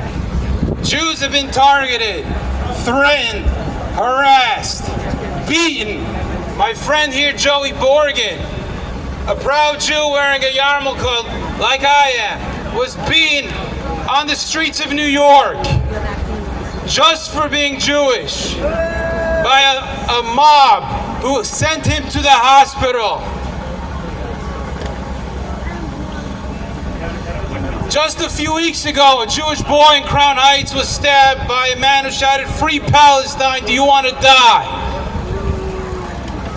A couple days ago, a Jewish barber was stabbed. And just over the weekend, we found an ISIS terrorist was going to plan a massacre on the anniversary of October 7th, right here in New York.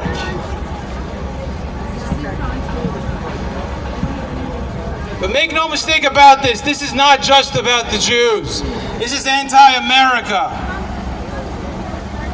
In the crowd, I see a number of warriors and friends of mine that have been with me on the front lines at counter-protests.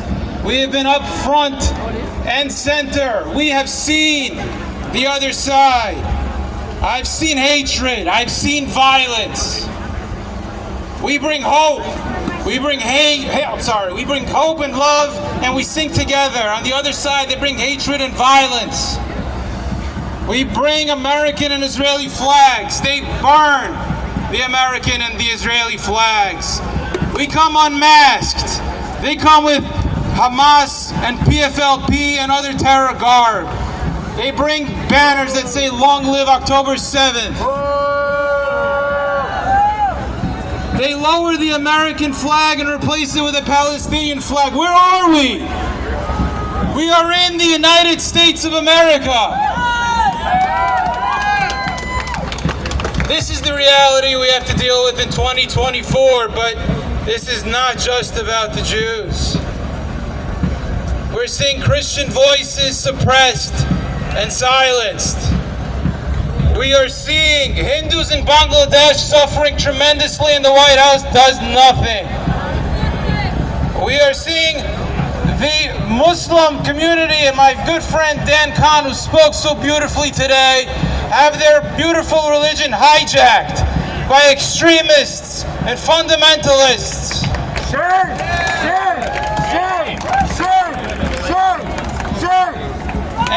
And to the Black and Hispanic communities who work so hard every single day, your politicians, your elected leaders care more about migrants who commit crimes in your neighborhoods than they care about you.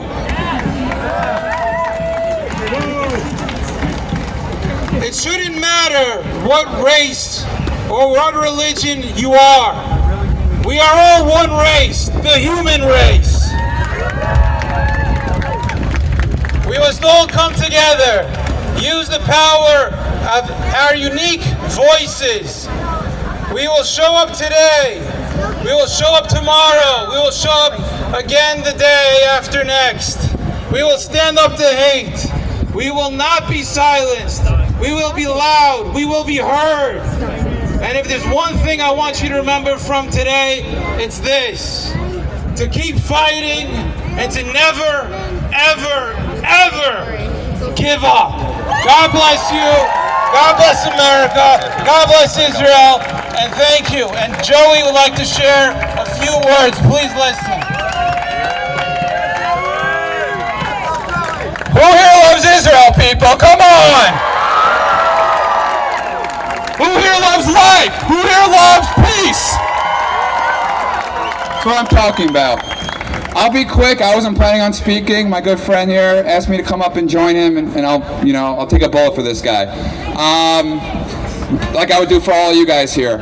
And I'll be quick. I'll say this: I've been fighting for change for over 3 years, and I look around the streets of New York City last week on Labor Day, and I'm just nauseated. I'm just flabbergasted by the lack of accountability, the lack of leadership, and the lack of progress that we have made for our Jewish people here. Whether it's Columbia, whether it's NYU, whether it's Upper East Side, Upper West Side, why are Jews continually being targeted? I don't understand. It does not make sense. Where's Mayor Adams? Governor Hochul? Eric Dinowitz in the City Council? Where are you guys? I don't understand. Enough is enough, people. I look around this crowd, I see people here that are willing and eager to fight for our people, and it brings light to my face. It brings hope. We're demonstrating hope here today. It makes me happy. It gives me energy to get through the week amid these hard times. And you look to the left, you look to the right, and just go home with the message. Listen now, we need to keep fighting for our people on the campuses of New York, the campuses of Michigan, the campuses of all the campuses across the United States. We need to fight for our people in Israel. Bring them home now. Bring them home safe. Am Yisrael Chai. Am Yisrael Chai. Am Yisrael Chai. Am Yisrael Chai.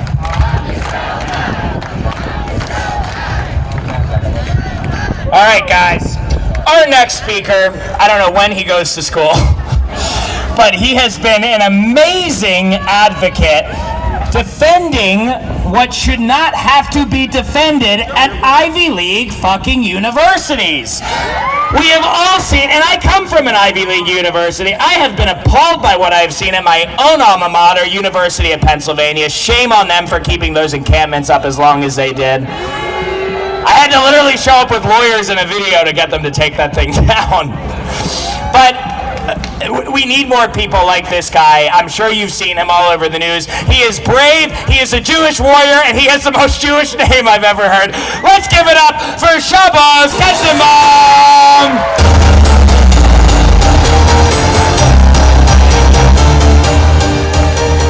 Well, it is so great to be here, but I'm a little confused. I noticed that there's no one in this crowd burning American flags. There's no one in this crowd assaulting police officers. There's no one in this crowd chanting for the ethnic genocide of a minority group. And you know why? Because that is not our values. Because we believe in peace. We believe in justice. We believe in equality. And that is the message that we are here to say. That we as the Jewish people have nothing to be embarrassed about. We have no one to apologize to. We are the greatest story ever told in human history. And as I always say wherever I speak, my siblings, Lottie and Aaron, Zushya and Masya, Emily and Hannah, they live between the river and the sea. And guess what? They're not going anywhere. So I gotta tell you, wow, I'm really happy my flight was delayed. I gotta tell you, oftentimes when I speak, I always say that my name is Shabbos Kestenbaum, I'm a proud Orthodox Jew, I'm a proud American, and I'm a proud plaintiff suing Harvard's ass for anti-Semitism. But wait, it gets better. It gets better. Because as of 3 weeks ago, we are the first case in American history pertaining to the civil rights violations of Jewish students that is going to trial, and Harvard better be nervous. I want to close by saying one quick story, and then I got to run back to the airport. One quick story. When I'm not suing Harvard, I actually study. I study religion. That's what I'm there to do. There's an amazing story of a young Jewish man. He goes to his rabbi and says, "Rabbi, I want to meet Elijah the prophet." The Talmud tells us that Elijah the prophet appears in times of distress. And the rabbi says, "You want to meet Elijah the prophet? There's an old widow at the edge of the forest. Make sure that before Shabbat she has what to eat. She has her challah, she has her grape juice, she has chicken. Drop off all of the supplies and make sure that no one sees you. You do that, I promise you'll meet Elijah the prophet." The man does what he's told. He drops off the supplies and nothing happens. He goes to his rabbi, says, "Rabbi, what the hell?" Rabbi says, "Oh, I'm sorry. You want to meet Elijah the prophet? Go to this old woman's house at the edge of the forest. Drop off the grape juice, the challah, the chicken. Make sure she has what to eat for Shabbat. You do that, you'll meet Elijah the prophet." He does exactly what he's told, and lo and behold, nothing happens. He goes back for the third time. He says, "Rabbi, this is it. I want to meet Elijah the prophet. The rabbi tells him, do exactly as I told you to do. The guy's getting a little fed up. So he decides, he goes to the woman's house. But instead of dropping off the supplies, he waits. It's 5 minutes before sundown, 1 minute, it's now Shabbat. He doesn't drop off the supplies. All of a sudden, he hears the woman's child saying, Mommy, Mommy, where's the challah? Where's the grape juice? How are we going to have Shabbat? And her mother goes, my daughter, you're right. It appears Elijah the prophet forgot to come this week.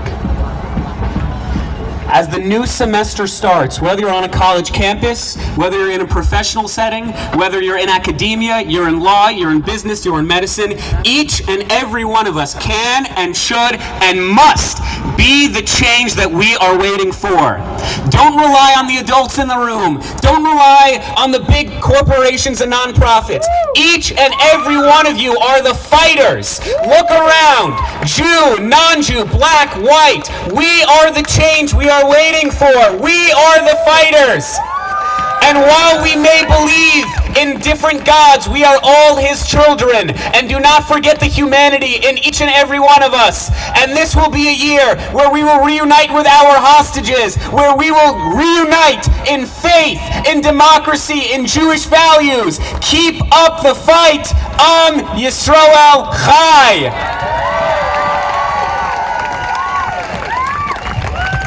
Wow, guys, give it up for Harvard's most important law student since Elle Woods.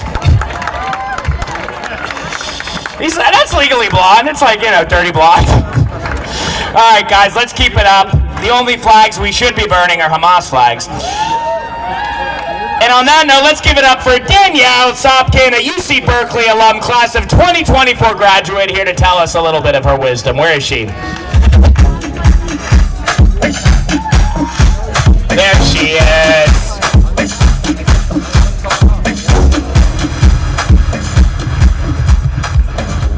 Thank you, Zach, and thank you, Tali, and thank you to all of you guys for being here today and being strong. I want to talk about a story that happened on Friday. I was in an Uber heading to the Upper West Side to spend Shabbat with my friends. And I was doing what I always do before turning off my phone for 25 hours. Calling my parents, texting my friends saying Shabbat Shalom, and checking the news, hoping for something good. But this time, the first headline that I saw, and I quote, "Man planning to commit terror attack at Jewish Center, New York City, arrested at U.S.-Canada border." And you know what? In that very moment, as fear could have easily consumed me, what I felt instead was pride. I thought, boy oh boy, am I lucky. Am I so insanely lucky to be Jewish. Jewish and proud. Yes, even in the face of threats of rising anti-Semitism and feeling that the whole world hates us and is against us, I felt lucky and blessed to be Jewish. Why? Because we are still here. We are still lighting our candles, still celebrating Shabbat, still holding on to each other with the same strength and unity that has carried us through centuries of unimaginable darkness. Because if there's one thing we've learned, it's that while those who always stand against us glorify destruction and celebrate death, we have always and will always celebrate life. As the proud daughter of Soviet Jewish refugees, I'm here to tell you, Am Yisrael Chai. Since my youth, I've heard of my family's escape. My mom, dad, and older brother Max fleeing the country they called home with nothing but a suitcase. Leaving behind family, successful careers, friends. They left everything behind in hopes of a better future. A future where they could raise a proud and strong Jewish adult like me. And that hope has shaped every part of who I am. I grew up knowing that freedom that I get to enjoy every single day came at an immense cost.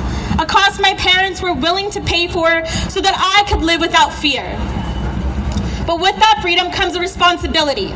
A responsibility to protect the values they sacrificed so much for. A responsibility to stand up, to speak out and to fight for the Jewish people and the state of Israel.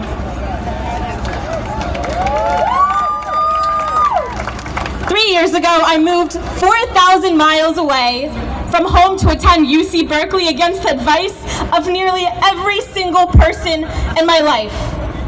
I believed of Berkeley's reputation as a hub for intellectual growth, freedom, and dialogue. But the values of freedom and tolerance that I so deeply believed in vanished the moment they were applied to the Jewish community. When we were attacked physically, mentally, emotionally, administrators turned their backs and let a blind eye pass. They told us that we were being too difficult, too demanding, too Jewish. That's what they meant to say. We were being too Jewish for UC Berkeley. I found myself surrounded by hostility from my peers, from educators, and from administrators. Being proudly Jewish and supporting Israel marked me as an enemy on Berkeley's campus. The classrooms meant to educate me isolated me instead. My beliefs weren't just questioned, they were condemned. And conversations with my peers became exclusionary. I was an outsider in a place that claimed to value diversity. I had classmates who were swastikas to Jewish studies classes. I had peers and professors who refused to speak to me because I supported the state of Israel and because I was too Jewish for their liking. That is the reality for so many Jewish students across college campuses in America. We are silenced, pushed to the margins, made to feel that our history, our identity, and our right to exist is something that we should be ashamed for. We are told that our story, our truth, and our connection to Israel does not matter. But I am here to tell you that we do matter. Our voices matter, our truth matters, and no amount of hatred, no amount of anti-Semitism, no amount of anti-Zionism will push us off. We are here to stay for the long haul. I wish I could say that my time at Berkeley was full of academic growth and curiosity, but in reality was marked by isolation, hostility, and fear. On a campus that champions diversity and free speech for everybody else, I was constantly left wondering where that same protection was for the Jewish students and Jewish community. I showed up to rallies, draped in an Israeli flag, standing tall even when I felt like the world was pushing back. I fought for Israel at Berkeley because I believe our story is not just one of survival. It is one of thriving in the face of adversity.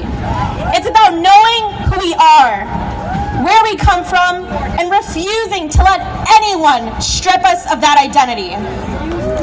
I stand here not just as a survivor of my Berkeley experience, but as someone who emerged stronger, more determined, and more committed than ever to fight for Israel and for the Jewish people.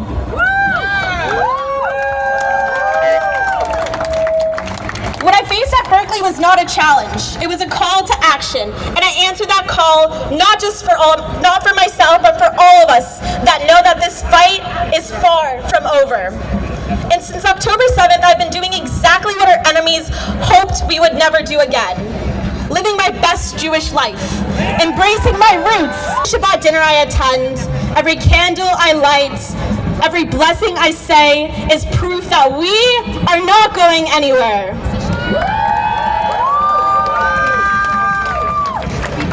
That night in the Uber, when I saw the headline about a foiled terror attack on a Jewish center in New York, I could have let fear creep in. But instead, I thought about what it means to spend Shabbat with my friends, just a few blocks from where this attack was meant to happen. I thought about how powerful it is that we still gather in the face of danger, to rest, to pray, and to celebrate life.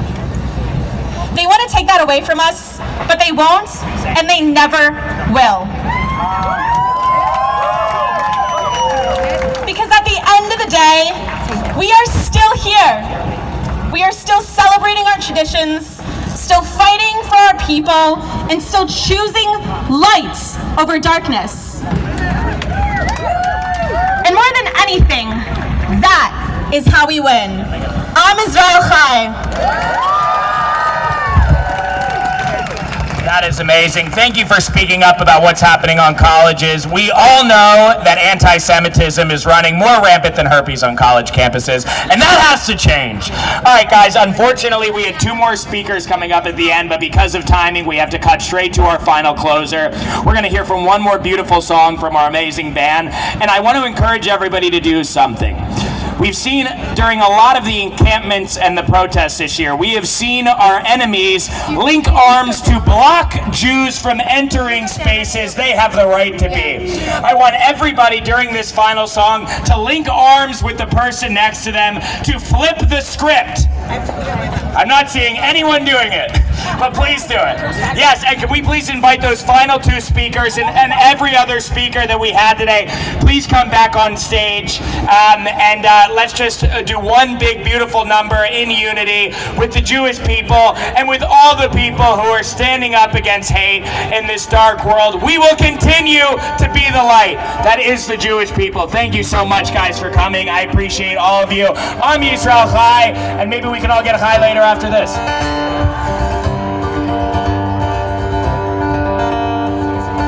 All the speakers, come back up.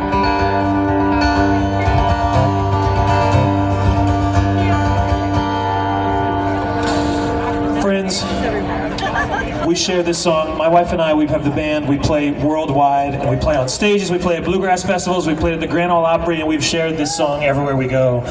It is Oseh Shalom, because it is what I learned as a little Jewish kid growing up in Brooklyn. Can I stop you for Absolutely. just 1 second? I'm so sorry. Listen, I know we don't have time, and I'm really sorry, but Alicia, you take it away. I'm really sorry. Take it away. Thank you, everyone, for being here today. I believe in us. We stand here together against anti-Semitism and all forms of hate. I'm 16 years old. I'm a proud queer person, a proud American, and a proud Jew. We need to remember the values of our country and what we are able to do with the freedoms that we have. I'm filled with hope that we can create a world where everyone looks out for each other, no matter their background, beliefs, or identity. It is our responsibility as inhabitants on this planet. One thing I've learned as a queer person and a Zionist is that we are all human. We should all want the same things: love, family, and peace. We are united by our shared humanity.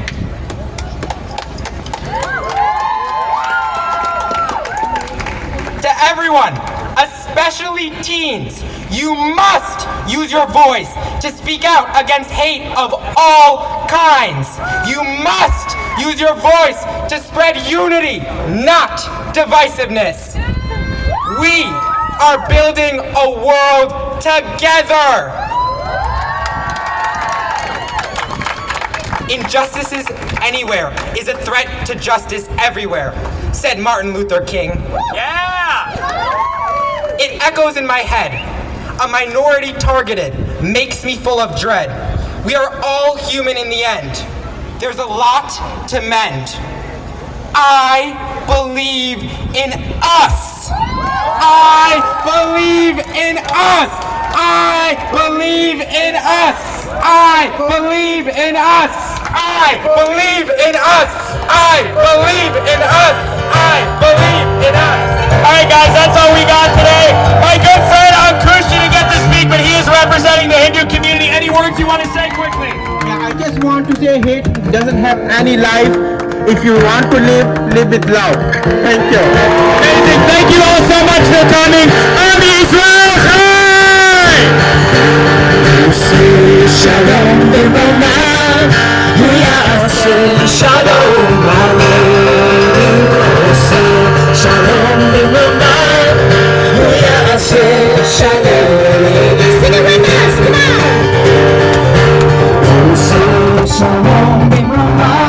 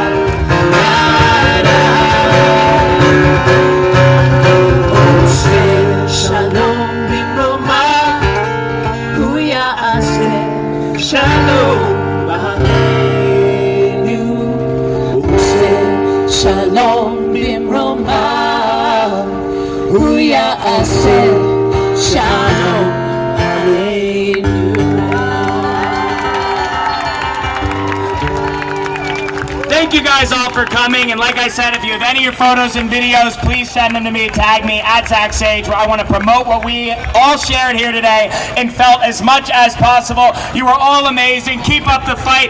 Hope, not hate.